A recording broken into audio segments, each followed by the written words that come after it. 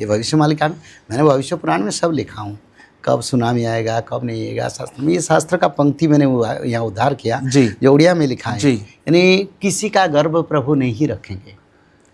America गर्व चूर्ण हो चुका है अभी। हाँ, उनका गर्व जो था, मैं 15 दिन में ईरान को विजय लाभ कर लूँगा, उसको घुटने पर लाऊंगा, कर पाया? ऐसा कुछ नहीं हुआ। उनका प्रधानमंत्री को मार दिया, हाँ, पर कुछ कर पाया? न, युद्ध रोक पाया?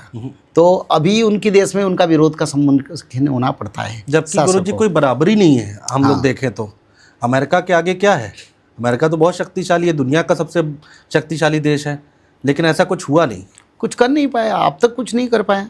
हाँ, किसी को मार देना तो छोटा बात है, पर किसी देश को विजय करना सबसे बड़ा बात होता है। हाँ, ठीक बात है। तो इसीलिए देखो, किसी का गर्व कल की नहीं रखेंगे, ये लिखा है। और जब अमावस्या संक्रांति एकत्र आएगा, उसका बाद समुद्र में सुनामी आएगा और समुद्र किनारे लंघेगा। कब लंघेगा?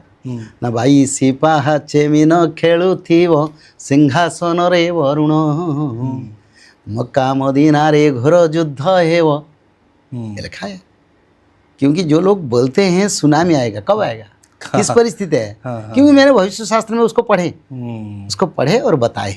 इधर उधर बताने से कोई लाभ नहीं, क्योंकि शास्त्र में लिखा है जब वहाँ से संक्रांति पड़ेगा उसका बाद समुद्र में सुनामी आएगा। और जब मक्का मदीना में युद्ध होगा, कोई ग्रह योग हो ना हो, पर समुद्र किनारे लंघेगा और जगन्नाथ क्षेत्र के 22 सीढ़िया पर समुद्र आएगा। तो पहले से मैंने लिखा हूँ।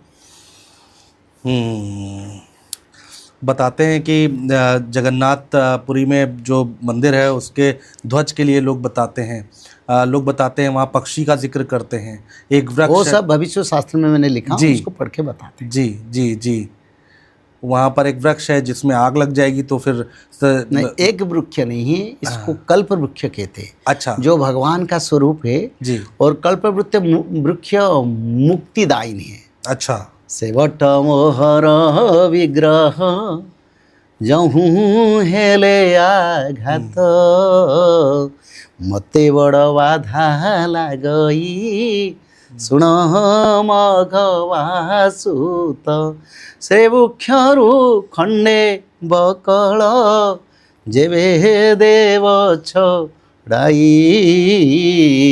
मोहर चर्म छिड़ाइला परी मोते लागई।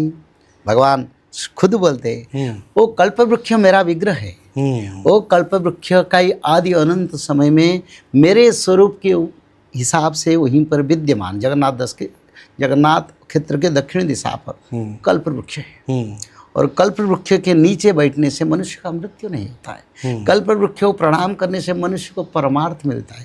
कल्प वृक्ष में डोरी बांधने से मनुष्य का मनस्कामना पूर्ण होता है। उस वृक्ष को स्वयं भगवान अपनी अंश स्वरूप से सुख पक्षी को उद्धार करने के लिए उसको भगवान बनाए थे, शंकर भगवान के हिसाब से रक्षा करने के लिए। वो वृक्ष अनंत वृक्ष, आदि वृक्ष, जब ब्रह्म प्रलय होता है भगवान वहीं पर वटपुट में वो जल में खिलते हैं। वही वृक्ष ही एकमात्र वृक्ष जिसको प्रलय जल में डूबता नहीं।